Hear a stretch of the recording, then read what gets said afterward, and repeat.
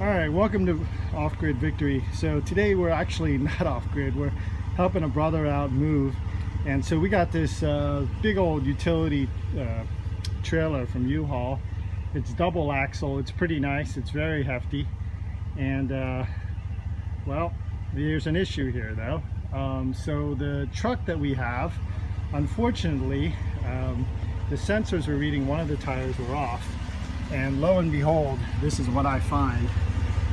Let's see if you can see this right there. See that? That's a big old nail in there. I'm gonna have to take that off, and I want to do it while the tire is still on. I'll show you that technique. So what I did was I rotated the tires to the back end, pretty much perpendicular, so that I can get a good grasp of that nail that's in there. And I'm gonna take it out. These are the tools you absolutely need in a car's in a repair kit. I have a pump there. I have a tire patch kit there with a threading needle and the threading needle and a hole widening bore right there, and of course the pliers that you need. And so we're going to go ahead and attempt that. Alrighty, so we're back. So this is what I ended up taking out, and this is why you need the pliers. What I did was I went in and plugged the hole, widened it up. As you can see, I'm just widening it up, and it's going to let the air out too fast. So I'm just sticking that in there so I don't lose all the inflation.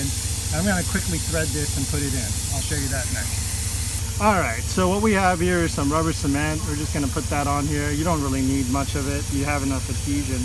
Oosh. That was a little too much, but it is called slime after all. And so now I'm going to thread that into the hole. Alright, so I'm going to take this guy out.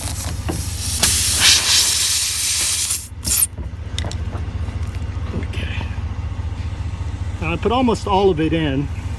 As I pull out, it will come out a little bit.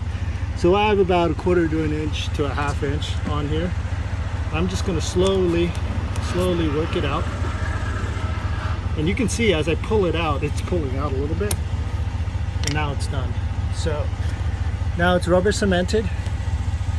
I'm gonna just make sure that all that rubber cement is there, and if you can listen, I have the engine on, so it's hard to hear, but if you can listen, I just took this guy out, widened the hole, threaded my needle, and stuck this patch in with some rubber cement. Now I'm just gonna cut this back a little bit, and that'll be the repair. Hold on, I'm just gonna take my pliers here. In fact, let's use a better tool than pliers and use my knife, and I'm just going to gently cut that down. Now if this was on the surface of the tire, it would be easier. You know what, that's a little dangerous, so let's do it this way. Why not use the tools that you have? Okay. So let me just pull this out. If it was on the surface of the tires, this would eat away. It would just be scratched off by the friction of the road. But because it's on the inside of the tread, we're just going to try to get it as flush as we can. Not the greatest job, but you guys get the point here.